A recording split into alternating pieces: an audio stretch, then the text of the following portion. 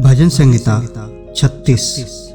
दुष्ट जन का अपराध मेरे हृदय के भीतर यह कहता है कि परमेश्वर का भय उसकी दृष्टि में नहीं है। वह अपने अधर्म के प्रकट होने और घृणित ठहरने के विषय अपने मन में चिकनी चुपड़ी बातें विचारता है। उसकी बातें अनर्थ और छल की हैं। उसने बुद्धि और भलाई के काम करने से हाथ खींचा है। वह अपने बिछौने पर पड़े पड़े अनर्थ की कल्पना करता है। वह अपने कुमार्ग पर दृढ़ता से बना रहता है। बुराई से वह हाथ नहीं खींचता। हे यहोवा, तेरी करुणा स्वर्ग में है। तेरी सच्चाई आकाश मंडल तक पहुंची है। तेरा धर्म ऊंचे पर्वतों के समान है। तेरे नियम अथाह सागर ठहरे हैं।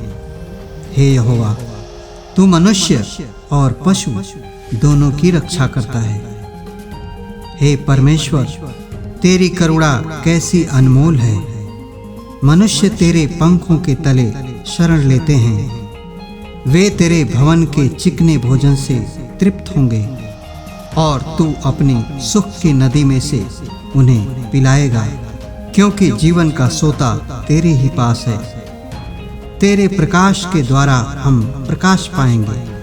अपने जानने वालों पर करुणा करता रह और अपने धर्म के काम सीधे मन वालों में करता रह। अहंकारी मुझ पर लात उठाने न पाए और न दुष्ट अपने हाथ के बल से मुझे भगाने पाए। वहां अनर्थकारी गिर पड़े हैं। वे ढकेल दिए गए हैं और फिर उठ न सकेंगे।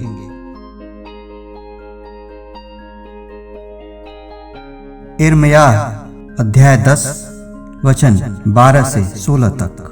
स्तुति का गीत। उसी ने पृथ्वी को अपनी सामर्थ्य से बनाया। उसने जगत को अपनी बुद्धि से स्थिर किया और आकाश को अपनी प्रवीणता से तान दिया है।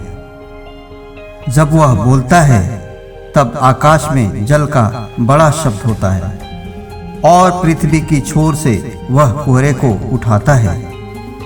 वह वर्षा के लिए बिजली चमकाता और अपने भंडार में से पवन चलाता है।